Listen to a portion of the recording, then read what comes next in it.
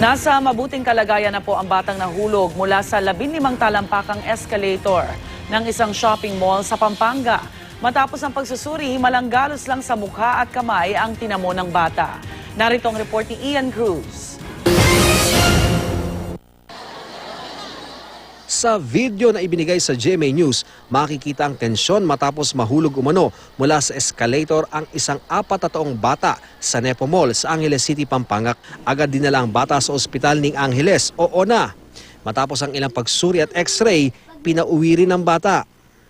Sa kanilang tahanan na namin nakilala ang 4 na taong si Jasper Canlas. Milagro kung ituring ng kanyang pamilya ang sinapit ni Jasper. Maliit na galos sa mukha at kamay lamang daw ang sinapit ng paslit nang malaglag siya sa escalator mula sa second level tungo sa ground level na humigit kumulang 15 talampakan umano ang taas.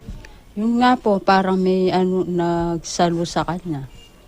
Kasi po, kung iba daw po ito, wala na po eh. Nang pumunta ang mag-ina sa mall dahil nagpapataya raw sa mga parokyano ng STL o Small Town Lottery ang ginang. Habang nasa second level, kinagat daw ni Jasper ang kamay ng ina at dumire-diretso na raw agad sa escalator si Jasper. Ang huli raw nakita ni Aling Janet, humawak at sumampa na sa itim na rubber handrail ng escalator ang anak, saka nalaglag.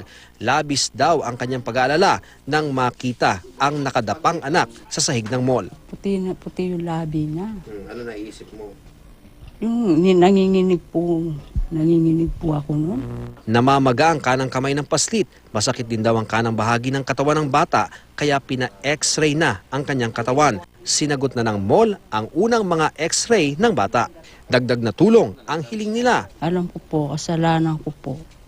Yung nangyari sa anak ko. Sana po kahit konting tulong lang. Yung pagpapagamot sa anak ko. Sana po matulungan niyo po kami. Sabi ng mga security personnel na humarap sa amin, hindi magpapaunlak ng panayam ang pamuno ng mall ukol sa insidente. Unless na mayroong maging complainant, pwede. Sa amin, sa kapulisan, ang pwede lang naming magawa sa mga ganun. Mapagsabihan yung magulang na sa susunod, kapag may mga lakad silang pamilya sa mga mall, sa mga maraming tao, bantayan talaga ang mga anak. Para sa unang balita, Ian Cruz reporting.